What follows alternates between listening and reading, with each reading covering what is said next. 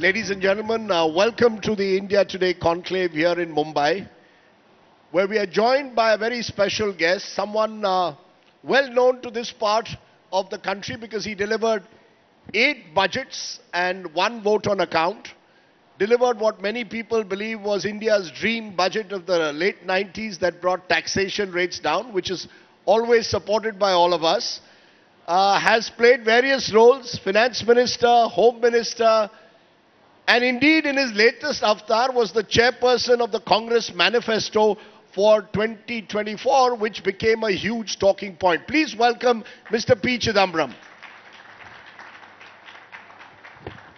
Mr. Chidambaram, let me start by asking you, and I want an honest answer. The reason I say it, politicians often don't give honest answers, if I may be allowed to say that.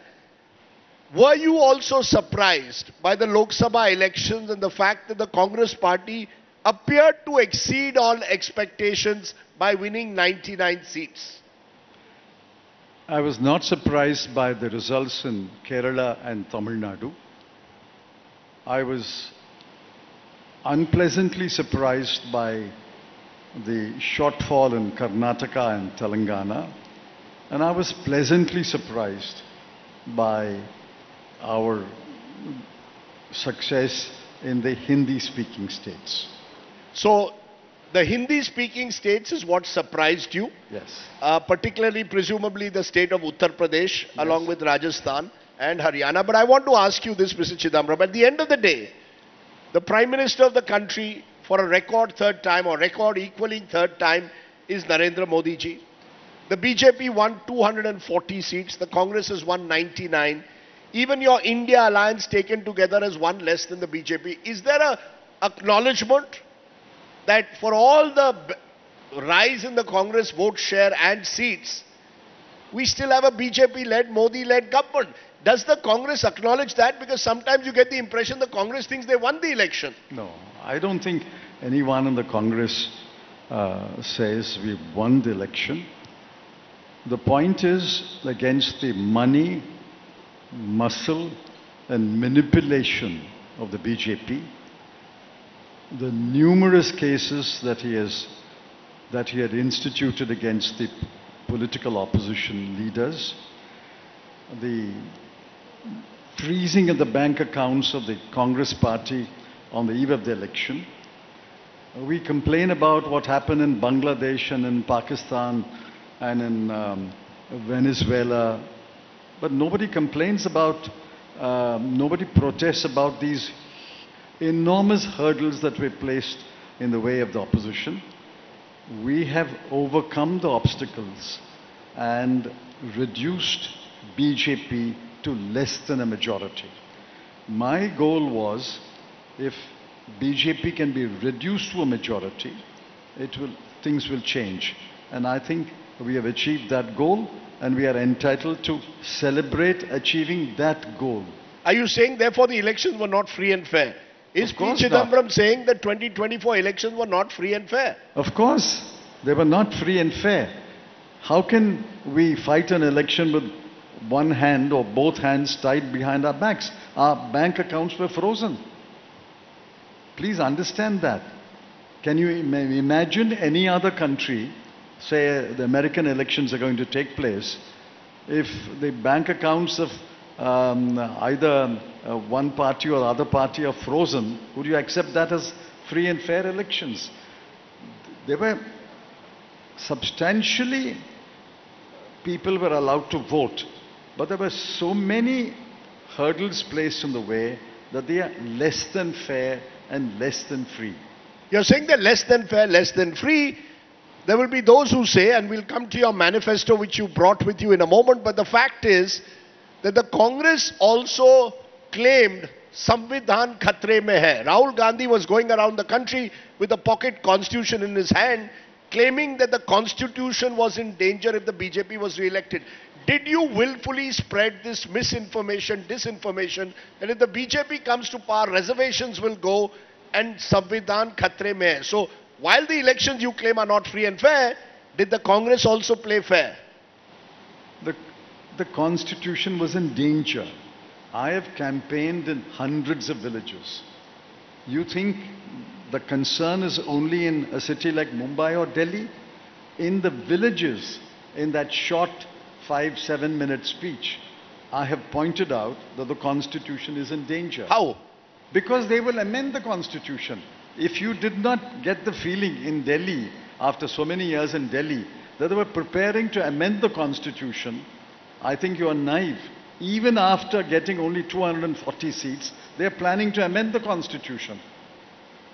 Mr. Chidambaram, the Congress party didn't just say amend the constitution. They said reservations will be taken away. Of course it will be taken. You really believe that reservations would be taken away by any government today in India? It's not any government. It's Modi government. And Modi government will not hesitate to take away reservations or dilute reservations. What have they done? The 10% EWS, 10% EWS is a dilution of reservation.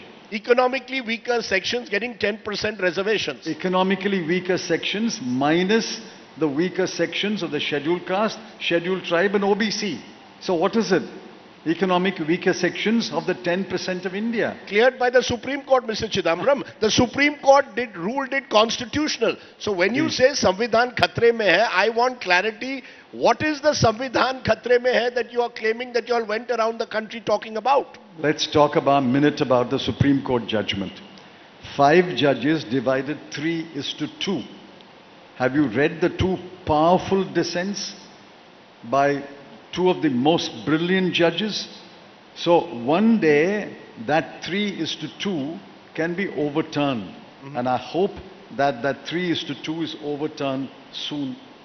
Because there were two explanations given by some, among many, for the Congress's relatively better performance in the Lok Sabha. One was this Samvidhan Khatre Mein Hai, which was seen as fear-mongering, especially among backward castes and Dalits. The others were the SOPs in the so-called Nyay Patra, or the Nyay Patra that you call it. You were the manifesto in chief, which included giving 1 lakh per year to every woman from a BPL, below poverty line family. 1 lakh. Now many believe this is just not possible. You would not have had the budget to actually give every woman from a poor family in this country 1 lakh a year. Do you concede that you all also, in your own way, as your critics are claiming, tried to bribe the voter? It's not 1 lakh to every woman. Please understand. Surely your wife and my wife will not get 1 lakh. None in this hall would get 1 lakh. It's 1 lakh to poor families. It's 1 lakh to poor families. 1 lakh per year to every poor Indian family under the poor. Mahalakshmi. You are missing the word poor. That's the crucial word. No, but that still is a very large number of people. No, it is a large number. I'm glad you accept that it is a large number, because the Niti Aayog puts out the number that there are no poor in this country, and the chief executive says if there are poor, it will be less than 5%. So you stand by one or the other. If the poor of this country are less than 5%, this promise applies only to that 5%. You can't have it both ways. You can't say, when you read the manifesto, there are a very large number of poor people. But if you sit with Mr. Modi and his team, you accept that only 5% are poor.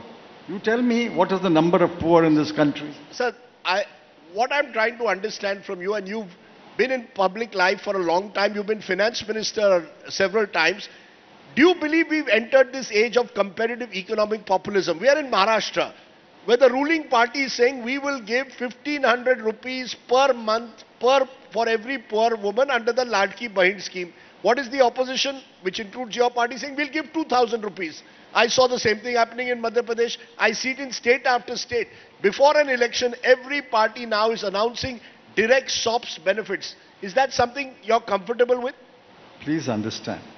When I wrote that line in the manifesto and the Congress Working Committee approved it, we had done our sums. We had data before us, and I'll share the data with you. The monthly per capita expenditure,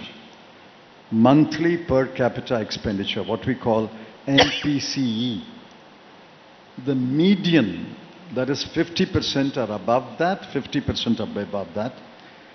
The median for rural India is 3,094 rupees per month.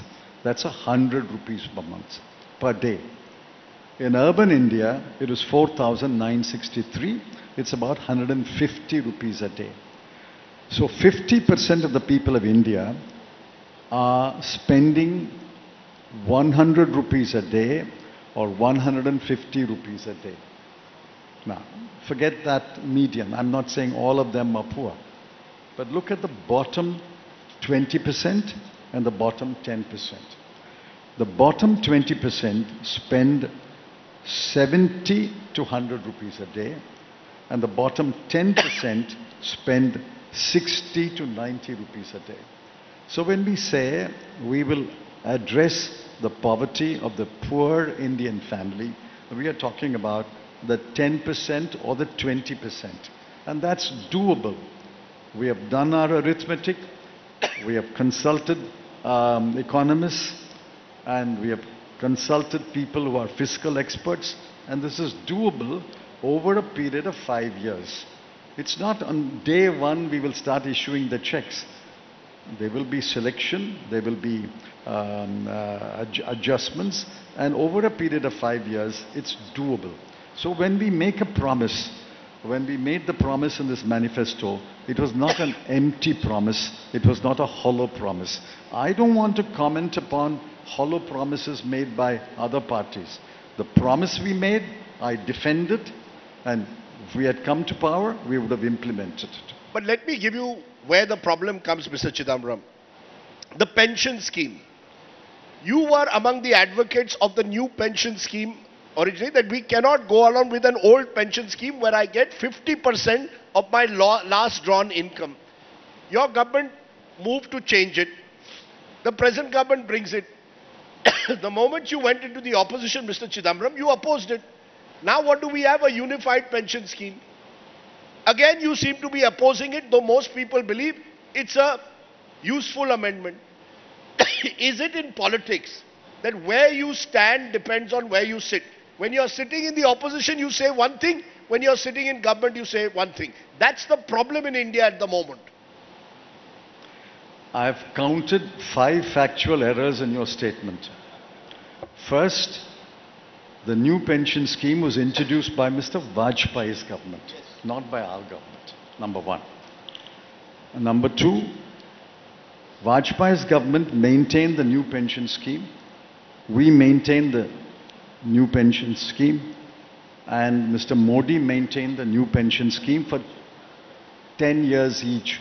Altogether, for about 22 years, we maintained the new pension scheme.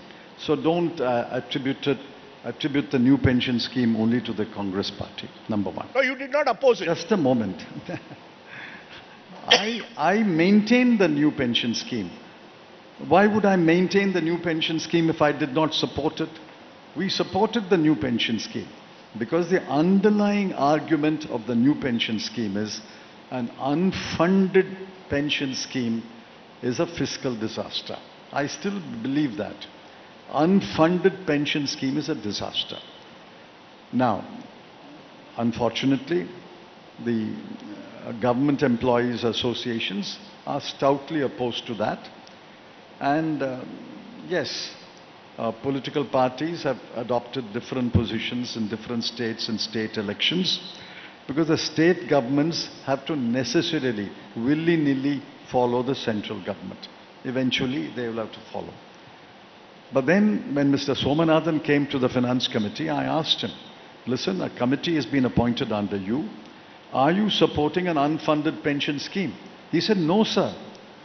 I support a funded pension scheme, but we have to find a middle way between NPS and OPS. I said, good luck.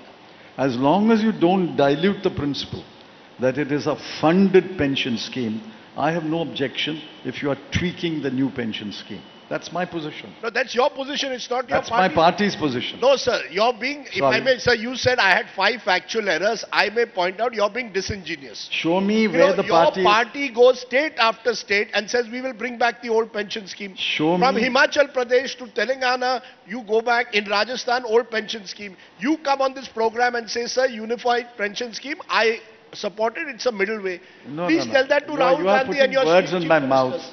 You're putting words in my mouth. I'm sorry to interrupt you. Sir. This is a manifesto for the national government. If a state government is wealthy enough, has the funding, has the money, resources to start a different pension scheme, let it do it. I'm talking about the national government, the central government. I'm only talking about the central government. You are mixing up state government and central government. I'll tell you why, sir. Because your own state governments, Himachal, a good example, is struggling now with its finances. If you go with the old pension scheme in Congress-ruled states, they will suffer, and you know this better than anyone else, possible economic consequences. I am not talking about a state government's promises, a state government's finances. I am only concerned about, I was only concerned, and I'm talking only about the central government. What the state government does is, it does according to its resources and according to its people's wishes and according to its legislature. I am talking about the central government. In the central government, as long as it's a funded pension scheme, you call it APCS or BPS or CPS, you can call it whatever pension scheme. You can call it a Rajdeep pension scheme, as long as it's a funded pension scheme. Okay, so you're telling me you support the UPS as it stands today? I support a funded pension scheme. Okay, that's a departure from what many others in your party say, but I want to understand this. Where has my party said anything contrary to what I'm saying? National Party. CWC. Where is it? Very interesting. You're making a distinction between the national party and the state party, Well, sir. But state governments can follow their own policy. okay, sir. Let's come to the next critical issue.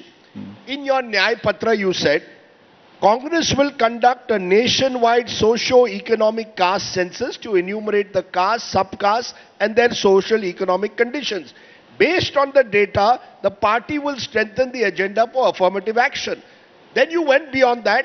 The party guarantees it will pass a constitutional amendment to raise the 50% cap on reservation for SC, STs, OBCs. Absolutely. Absolutely correct. Listen, you and I, and perhaps most people here, do not belong to SC, ST or OBC. Yes. We think this is the world. This is India. And we represent India. SC, ST and OBC represent close to 80 to 85% of India. Why should reservation be capped at 50? Tell me why. Okay, I'll tell you why. What is the logic? Which means... Again, done by your Supreme Court. The logic is not mine. Logic is of your Supreme Court. Your meaning? I'm telling you the Supreme Court divided 3:2. And that 3:2 can be overturned by another larger bench. Like only last month, a law that was standing for 20 years has been changed by the Mineral Development Judgment of 9 judges. Sir, may I... Roe versus Wade was unfortunately overturned by the US Supreme Court. This judgment, immediately after this judgment came, I wrote 3:2. I hope it's overturned. So you hope the judgment is overturned, the cap is raised above 50%. But let me again push you a bit. Where you stand depends on where you sit. 2000, no, one Cliché minute. again. 2009, you're in government. Veerappa Moily, your minister, wants to bring a caste census. Yes or no?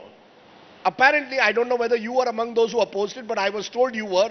You said you don't want a caste census. In 2011, you have a census, you have the caste enumeration, you don't make it public.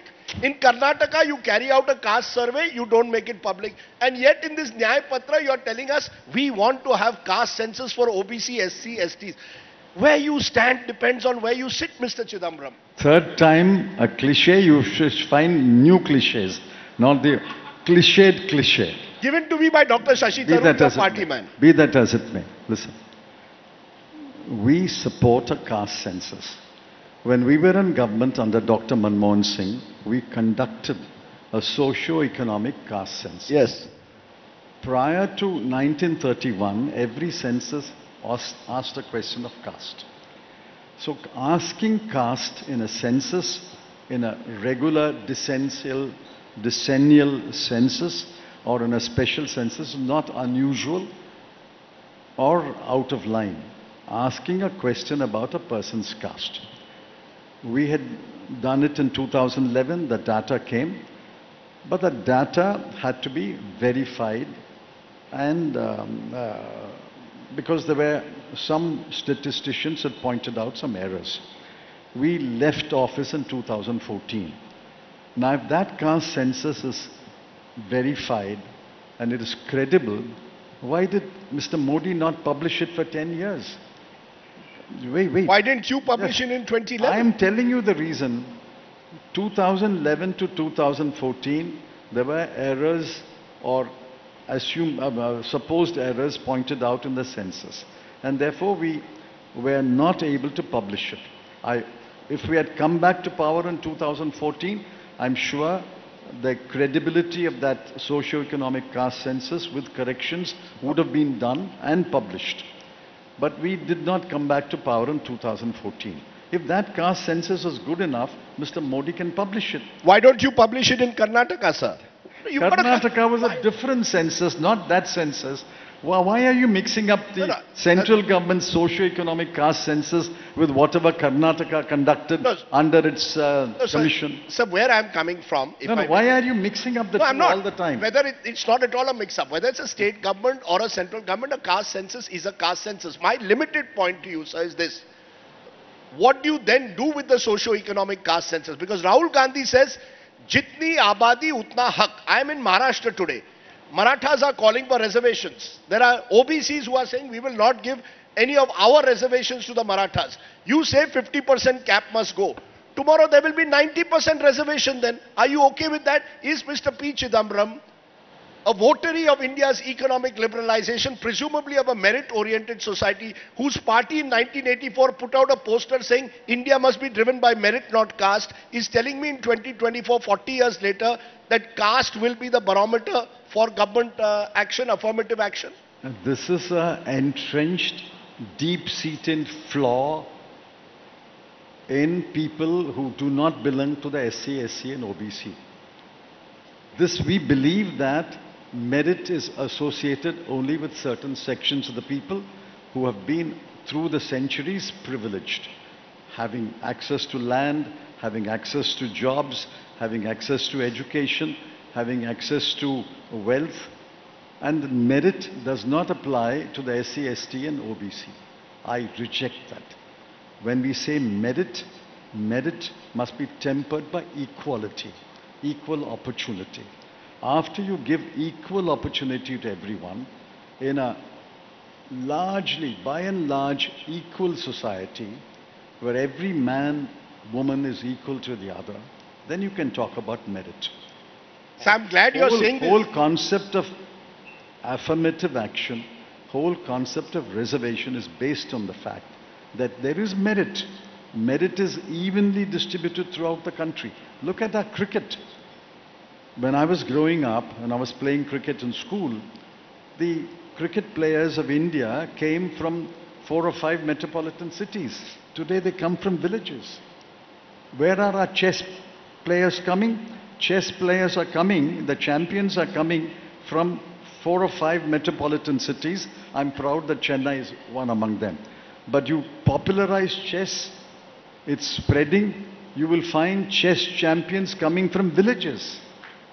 Sir, I am delighted you're saying this. All I am saying is this is not what your Congress party stand was in the 80s and 90s when you all were among those who even opposed VP Singh on Mandal. I am glad to see that Rahul Gandhi seems to have made you a Mandalized party today. Listen, don't bring... I speak for the Congress party today, to you. Sir. I speak for the Congress party. Don't set up a mythical Congress party between us. You ask me, I speak for the Congress party. But you agree that this is a shift in stand? Huh? This is a shift in stand. No, it is an articulated stand. You have not understood our articulated stand It's not my fault. Okay, so just one final word on this before I move on. When Rahul Gandhi says, Jitni abadi utna haq, are you saying 80-90% reservation if necessary? You please translate it word by word. Okay, I'll translate. Jitni abadi means how much population, rights will be proportionate to population. Jitni abadi utna haq. So if Maharashtra has 30% Marathas, they will get 30% reservation. If backward castes are 40%, they will get 40%. Eventually, everyone will get reservations based on population, or at least... Listen, how this reservation is structured in India is only in broad categories. There is SC, there is ST, there is OBC. Right. Within OBC, some states have created an MBC or EBC or whatever. So it's not caste-wise. It's caste plus the broad classification into SC, ST and OBC. SC itself has several divisions. You don't divide it unit by unit. It's SC, ST, OBC. What Mr. Rahul Gandhi meant was, if the SC used to be 17, 18, 15% central government, some states it's 16, 17, SC will get 16%. It's not atomic division subcaste wise. It's three broad groupings. It's perfect. That's worked in this country. Okay, so SC, ST, OBCs will be the three broad groupings who get the benefit of reservation. That's correct. May I ask you, therefore, as we've just seen 3 years, the Modi government celebrating 10 years, listing out all their achievements. And I want you now to be objective. What are the three biggest achievements, first of all? We'll come to the weakness in a moment. The three biggest achievements of the Modi government. If you were to give them credit, you're a columnist, so you can be objective. Give me three big achievements of the Modi government that you say, well done, in the last 10 years. I'll leave you an interview with Mr. Modi. From page, first word to the last word, is about his achievements. I don't have to speak about his achievements. You speak about his achievements. I represent the opposition. I will point out the deficiencies, the failures of his government. That's my job.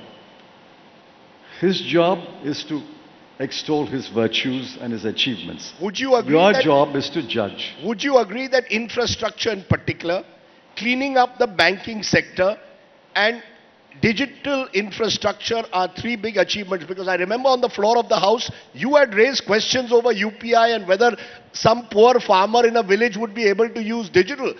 India now has 42% of the world's digital transactions every day. That's remarkable. Are you willing to say, I got it wrong, mea culpa, Mr. Modi got digital infrastructure right?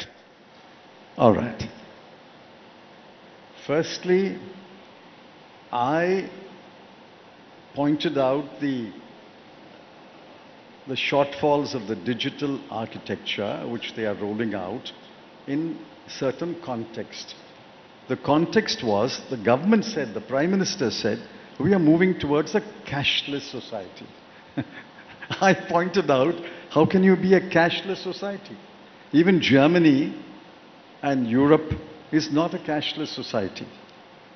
And what happened? Have you looked at the growth rate of digital transactions? Have you also looked at the growth rate of the cash in circulation? On demonetization day, on demonetization day, cash in circulation was about 16 or 17 lakh crore. Today, cash in circulation is 34 lakh crore. People want cash, use cash. You can't go to a cashless society. When I pointed out cashless society, the government did a somersault and said, no, we mean a less cash society. Fine, you can have less cash, but cash cannot be wished away. That is the context in which I say, don't claim that you will roll out digital architecture right throughout the country and all transactions will be digital. Now you are being hit by another idea, that digital transactions will be taxed. Now everybody's in a uproar. Do you know the kind of money which the payment system extracts from you?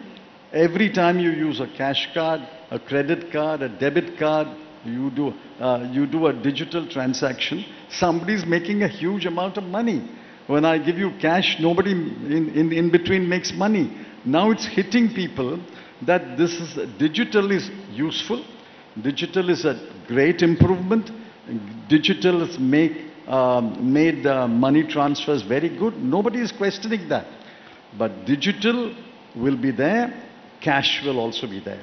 Okay. Number one. Number two, remember, in digital transactions, somebody between you and me is making a profit. Okay, since you spoke about cricket, what were you, a batsman or a bowler? You said while growing up you played cricket. I was a failure as a batsman and a failure as a bowler. So okay. I gave up cricket. But let me give you therefore a full toss at the end. Since you're saying you're not going to give the achievements of the Modi government, give me the three big... No, 1 minute. I don't deny what you said. That he has rolled out infrastructure. He rolled out infrastructure. There's no doubt about it. Because take roads, for example. It started in Vajpayee's Golden Quadrilateral. We vastly improved it over the next 10 years. Mr. Modi has vastly improved it over 10 years. Why? Because we have large companies. Companies have grown bigger. They can accept bigger projects. Technology has changed. Banks are in better health, but I want to ask... Banks are in better health from your point of view. If I go to the villages, they tell me banks don't give education loans. Banks don't give agricultural loans. They want us to pledge gold. And gold loans, they are disguised as gold loans, but it's really for agriculture. Okay, so Two. Yes. Therefore, banks are better for you. For maybe for me, not for the poor people. Okay, our time's up, but I still want to therefore ask you very quickly.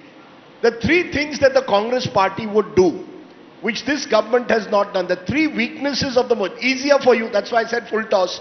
Three weaknesses of the Modi government and how the Congress would address it in 1 minute. Your time starts now. The three weaknesses of the Modi government is institutional capture. Okay, one. Which you did not do. You didn't reduce the CBI to a cage parrot. Okay.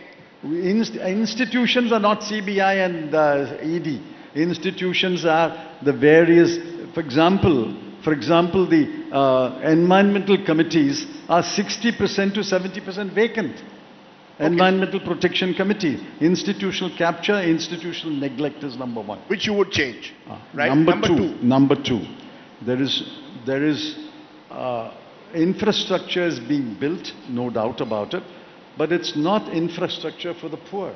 It's infrastructure biased towards the rich. For example, do you know that the number of unreserved compartments, second-class compartments, second-class sleeper berths have been drastically cut to roll out Vande Bharat and the other fancy trains. And the fare has been hiked by 30% to 40%. The infrastructure must bias towards the infrastructure required for the poor.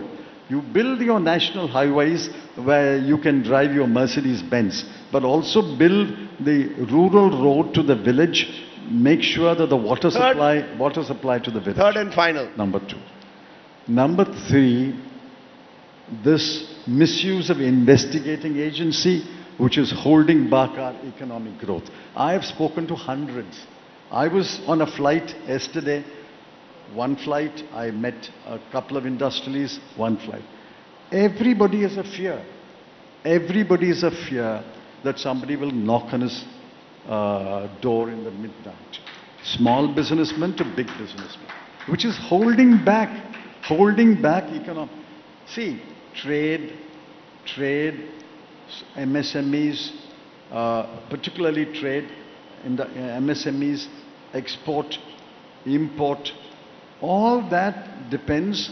If you are left free, yes, he may make mistakes. He may break the law here and there. Punish him. Okay. Do you know that GST authorities are beginning to arrest people? Now, have you heard of sales tax and excise? In all my career as a lawyer, I've heard of an isolated case here, an isolated case there for an excise violation or a sales tax violation. Somebody was arrested, he was let out on bail. Today, GST guy threatens you, arrest or pay.